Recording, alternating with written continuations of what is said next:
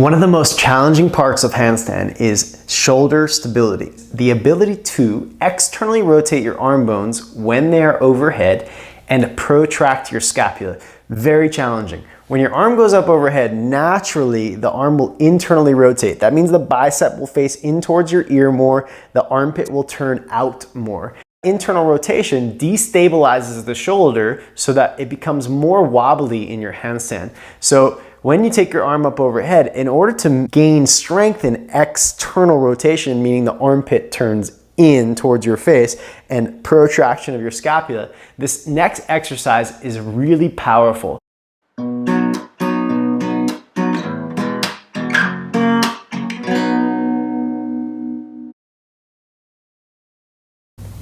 This requires a chair and a lightweight block. Rebecca has her block. She's going to place her elbows onto the chair and move her knees back enough so that she can have a long straight line from the elbow joint to the hip joint. Now, with this straight line, it can be challenging, I will say. So for some of us, if you really tighten the shoulders, it'll come up a little bit more like this. Just work towards the straight line if possible. Those of you that are a little bit more mobile in the shoulders, you'll drop down a little bit more like this. I would encourage you to find more stability by pulling the ribs in.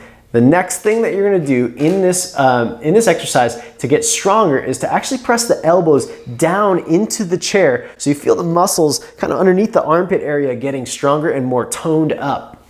When you feel comfortable here, you might say 5 breaths just like this, letting the shoulders open while you're in this external rotation position. If that's okay, you can then drop the block, not on your head, away from your head, and try to keep your hands apart from each other. A lot of you, and me included, when I first started this, your hands will just naturally clap together because the external rotators aren't very strong. So Rebecca happens to be super strong, so she can actually pull her hands apart on her own. What's really nice about this exercise is that you have a block to give you a reference point of the external rotation. Again, external rotation in this case is when your hands are apart. It's that your biceps are rotating outward. Okay, let's do it just one more time so I can explain a few more things. Place your elbows on the chair, move your knees, and try to find the straightest line you can. Again, if you're tight, see if you can soften into it a little bit, and if you're hypermobile, see if you can tone up a bit more.